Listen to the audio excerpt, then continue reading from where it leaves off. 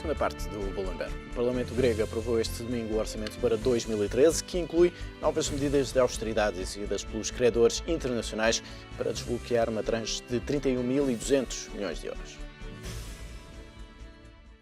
167 dos 300 deputados que compõem o Parlamento grego votaram a favor do orçamento grego, o que pode abrir caminho ao desembolso de uma nova parcela do empréstimo internacional acordado com Atenas. Retida pelos credores internacionais desde junho, esta tranche é esperada em Atenas com impaciência, uma vez que os cofres já estão vazios para as contas deste mês.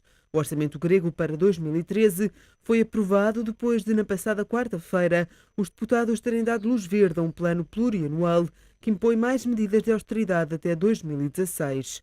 De acordo com o programa, os gregos passam a trabalhar até aos 67 anos, as reformas e prestações sociais e de saúde foram revistas em baixa e passa a haver uma redução de 27% dos salários dos altos funcionários, fixando o salário bruto mensal, excluindo subsídios, nos 1.872 euros para o chefe de Estado-Maior do Exército e nos 1.459 euros para professores universitários. Os credores internacionais suspenderam o pagamento de uma tranche de 31.200 milhões de euros, que faz parte de um empréstimo maior concedido anteriormente, um montante vital para garantir o funcionamento do país a muito curto prazo. A dúvida entre austeridade e falência já foi ao Parlamento grego por 3 vezes desde 2010. Até agora, a opção tem sido a austeridade, mas vários economistas de todo o mundo alertam para os perigos de uma resposta integral por esta via no combate à crise da dívida da zona euro. A reunião que o Eurogrupo realiza esta segunda-feira em Bruxelas vai ser dominada pela situação grega, mas o ministro das Finanças alemão já garantiu que não deve ser tomada para já uma decisão sobre o pagamento de uma nova parcela do empréstimo. O Parlamento grego, então, a aprovar este orçamento, Diogo. O orçamento está aprovado, mas a Grécia, neste momento, parece ter já um problema iminente. Na sexta-feira chega ao fim uma emissão de dívida no valor de 5 mil milhões de euros. E esse dinheiro não está lá. Exato, há alguma dificuldade para fazer esse pagamento que decorre do facto de, enfim, os principais compradores de dívida grega neste momento são bancos gregos. Os bancos gregos estão a atingir um limite no máximo que podem descontar no BCE da dívida grega de curto prazo que detêm e, portanto, não há, digamos assim, capacidade para fazer face a estes 5 mil milhões de euros que terão de ser pagos na sexta-feira e há aqui algum nível de stress sobre isso, efetivamente, essa obrigação. Agora, quer dizer, depois de 2 anos e meio disto, não me parece que o assunto vá morrer por causa enfim, deste pagamento de 5 mil milhões de euros na sexta-feira, ou seja, alguma maneira se há de arranjar de conseguir fazer esse pagamento. Mas é um exemplo da situação em que a Grécia continua mergulhada, não é? Continua aqui a sobreviver e a viver, a estar sempre com a cabeça à tona da água. É principalmente um exemplo da falta de capacidade das instituições internacionais e da União Europeia em particular em conseguir lidar com esta situação de maneira a deixar que a Grécia consiga efetivamente proceder às reformas que as próprias instituições internacionais estão a pedir de uma forma relativamente calma e sem agravar o enorme problema social que neste momento já se vive na Grécia. O orçamento foi aprovado, antes disso tinham sido aprovadas as principais medidas de austeridade, o tal pacote de 18 mil milhões de euros.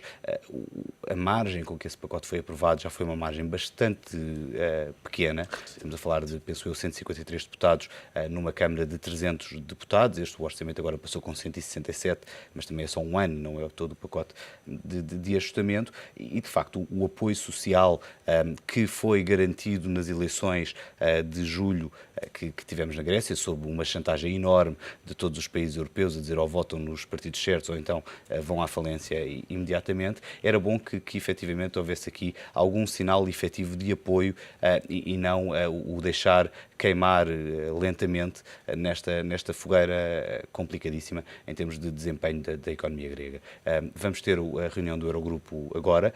Nesta reunião do Eurogrupo era suposto aprovar o novo pacote de ajuda à Grécia, dos tais 31,2 mil milhões de euros, que aliás resolveriam já o problema da emissão de sexta-feira, mas neste momento o consenso de mercado é que isto não vai acontecer antes do início de dezembro. E não vai acontecer antes do início de dezembro porque as instituições internacionais estarão à espera do relatório final da Troika, da avaliação da Troika, que aparentemente terá os níveis de dívida sobre o PIB gregos, enfim, bastante piores do que aquilo que era o cenário que era considerado no segundo pacote de ajuda, que, recordo, foi há qualquer coisa como 6 meses, não foi propriamente há muito tempo. Agora, o colapso da economia grega, que tem obviamente muito a ver com o nível de austeridade que está e que vai continuar a ser imposto, coloca todas as metas que foram postas em cima da mesa em causa, e é cada vez mais difícil ter a conversa de que isto tem a ver com os gregos não cumprirem aquilo que lhes está a ser pedido e não tem a ver com o que lhes está a ser pedido ser manifestamente difícil ou impossível de realizar sem pelo menos criar um colapso na economia. E há pouco dizias que era preciso, de facto, de deixar a Grécia proceder a essas reformas com mais tempo. A Troika parece estar na disposição de dar mais 2 anos, mas são esses 2 anos que resolvem o problema? Pois, a questão tem tudo a ver com isso e os 2 anos implicariam necessariamente que os esforços seriam menores e, portanto, seria um ajustamento menos prolongado. Mas, de facto, não é isso que está em cima da mesa e não foi isso que acabou de ser aprovado pelo próprio Parlamento grego. Há aqui alguma ligação também à 6ª avaliação da Troika em Portugal, que se iniciará esta semana, e também com a derrapagem daquilo que são os números portugueses, em termos tanto de capacidade de cumprir o déficit, como também de dívida pública sobre o PIB. Aliás, o gráfico que mostra a trajetória provável da dívida portuguesa sobre o PIB, desde o primeiro memorando, a primeira versão do memorando, até à 5ª versão do memorando, que é onde estamos atualmente. O memorando, às vezes, fala-se dele como os 10 mandamentos em pedra, mas não são. Efetivamente, o memorando vai-se alterando à medida que, ou em cada uma das avaliações. O caminho, digamos assim, de dívida pública portuguesa também tem vindo a ser cada vez mais alto, ou seja, os níveis que vamos atingir são níveis cada vez mais altos. E, portanto, a convicção de que estas medidas económicas são demasiado rápidas e potencialmente contraproducentes, pelo menos nestes primeiros anos de aplicação, é algo que poderia ser útil tanto à Grécia como a Portugal e, obviamente, a toda a Europa, porque, a certa altura, quanto mais a corda se esticar, maior a probabilidade é efetivamente de existir aqui um evento para o qual a Europa não está preparada, que é os próprios gregos decidirem: eu não quero estar nesta situação, ou existir algum tipo de revolta noutro dos países que está efetivamente nesta situação. Portanto, o bom senso e a calma que se esperava que este verão trouxesse às instituições europeias não está efetivamente, pelo menos até agora, em cima da mesa, ou não foi demonstrado pelo menos até agora. Era bom que este Conselho Europeu que agora vai reunir para a semana pudesse efetivamente trazer algumas luzes sobre esse tema. Mas, Diogo, o Conselho Europeu não estará a deparar-se com a constatação de que, de facto, não há mais nada a fazer a não ser um perdão de dívida, desta vez por parte das entidades oficiais? Pois. Ou ainda há mais soluções deste género, de dar mais tempo? Sim, tudo depende do nível de esforço atingível por uma população a médio prazo. Aqui, de facto, o cálculo um bocadinho esquizofrénico, tanto da Troika como dos governos que estão a financiar a Grécia, é dizer que, enquanto não se puser, de facto, um máximo de pressão sobre o governo e sobre o povo grego, não irá acontecer nada. O problema é que essa própria pressão está a criar, digamos, as razões... Está a afundar cada vez mais a economia. Está a afundar cada vez mais a economia, está a incapacitar a economia de funcionar normalmente. A economia grega está, nomeadamente, relativamente exposta ao turismo, como é o caso de Portugal, e esta situação, obviamente, não está a ajudar o país a ser atrativo, nem para investidores, nem para turistas, de forma a permitir um reencaminhamento positivo da economia para o crescimento. Portanto, o que é certo é que a solução só pode vir da própria Grécia, através de reformas estruturais, através de um apaciguar da situação e, portanto, de um certo consenso social e através de de um delineamento de um caminho a médio prazo que seja, em conjugação com a Troika, que seja considerado sustentável. Hoje em dia, francamente, creio que o caminho não é sustentável e, portanto, parte das obrigações gregas deverá ser perdoadas, seja isso através, digamos, de uma maior absorção de perdas por parte do BCE, seja isso através de outra forma de perdão por parte da Troika e das instituições europeias. Hoje em dia, claramente, não há consenso para isso. Deverá ser necessário, talvez, chegar a mais um ponto de não retorno ou a uma decisão unilateral por parte da Grécia para tornar isso realidade. Creio que teríamos todos a perder, a nível europeu e a nível dos gregos, obviamente, que essa situação não fosse uma situação descontrolada e, portanto, onde basicamente o governo grego já não consegue controlar a situação social e política na Grécia e, portanto, seja deparado face a uma saída imediata e unilateral da zona euro. Ao contrário, acho que as instituições europeias, os governos europeus, teriam, digamos, ganhariam a controlar e a negociar com a Grécia um certo perdão dessa dívida, que de facto, nas dívidas onde está, não pode ser controlada. Mas estão a esticar demasiado a corda, as instituições europeias estão a arriscar muito. Não só estão a esticar a corda, como de facto estão a esticar a corda e a pôr a faca debaixo da garganta ao mesmo tempo.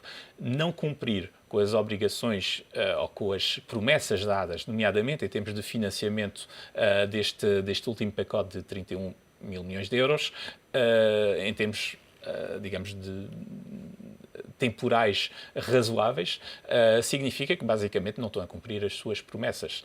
Obtiveram dos gregos uma decisão relativamente rápida em termos de orçamento e em termos de pacotes de austeridade, mas não estão a cumprir na sua resposta em termos de financiamento, nomeadamente de forma a cumprir este reembolso de 5 mil milhões de euros. Portanto, há aqui um tratamento diferenciado pouco razoável por parte das instituições europeias. Mas isso também pode ser entendido já como uma visão da Europa de que, enfim, não vale a pena continuar por este caminho, mais vale começarmos a pensar nesse tal cenário de um perdão de dívida. Pois, o perdão de dívida tem um problema grave, que é manifestamente ilegal, enfim, no BCE está completamente fora dos seus estatutos e mesmo para a Alemanha, que é o principal credor deste pacote de ajuda, não é algo que possa ser feito no atual enquadramento legal, que também não se espera que venha a mudar rapidamente.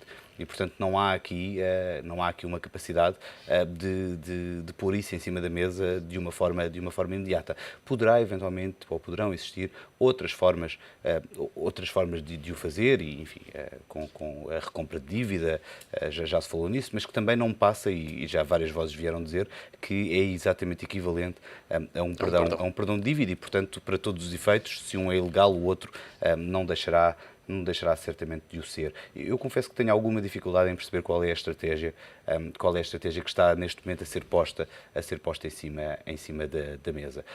O que é certo é que se há um ano e há 2 anos para a Grécia nós poderíamos acreditar que efetivamente estas medidas levariam a um aumento de confiança tal que isto teria um impacto positivo em termos de economia, que contrabalançaria aquilo que é o impacto negativo das medidas de austeridade, hoje o que os números nos dizem não tem nada a ver com isto. Ou seja, e mesmo se já em termos de empíricos não existia propriamente nada que sustentasse a tese da austeridade expansionista, hoje os números, enfim, dão-nos mais um caso em que efetivamente não está a funcionar. E, portanto, a revolta, e não estamos a falar apenas da revolta das pessoas, neste momento mesmo em termos académicos, a posição da União Europeia é cada vez mais insustentável, há cada vez mais vozes a dizer isto não faz, o que nos está a ser feito não faz sentido e não tem nenhuma lógica, não atinge nenhum fim que seja palpável e que seja positivo tanto para a Europa como para os países. Perante este tipo de números e de argumentação cada vez mais generalizada, seria normal que assistíssemos a um recuar, ou pelo menos a uma tentativa de, não perdendo a face, encontrar outras formas de apoiar efetivamente estes países. O que é certo é que até agora nada disto foi feito, mesmo este atrasar, como o Diogo dizia e muito bem, este atrasar do desembolso da tranche é algo que não faz muito sentido. Estamos a falar do controle por parte dos partidos, dos grupos parlamentares, torna-se cada vez mais difícil e, aliás, o pacote de austeridade como disse há pouco, passar com 153 deputados já é, enfim, muito curto e levanta, obviamente, questões sobre o que é que vai ser feito a seguir. E, portanto, choca-me um bocado e fico obviamente, preocupado com a insistência neste caminho, dado que parto do princípio que não interessa a ninguém que a corda efetivamente parta e que a União Europeia entenda que não está minimamente preparada para ter uma saída de um país do euro. Mas quando olhas para os mercados europeus, este tema Grécia continua a ter peso e tem possibilidade de ainda afetar significativamente Eu creio que os sim. mercados? Enfim, as evoluções dos mercados têm sempre, ou melhor, a explicação para a evolução do mercado é sempre aquela que quisermos, no fundo, não é? Mas o comportamento mais negativo dos mercados acionistas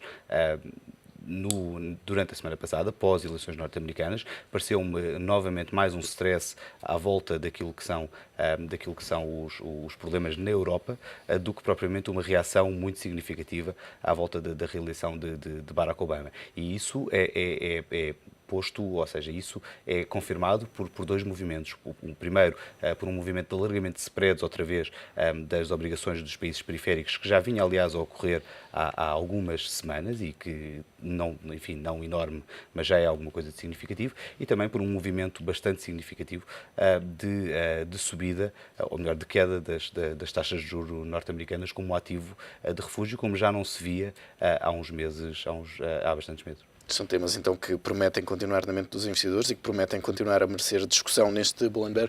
Diogo Serra Lopes, Diogo Teixeira, obrigado pela presença neste programa. Até para a semana. Despeço-me também. Boa noite, boa semana.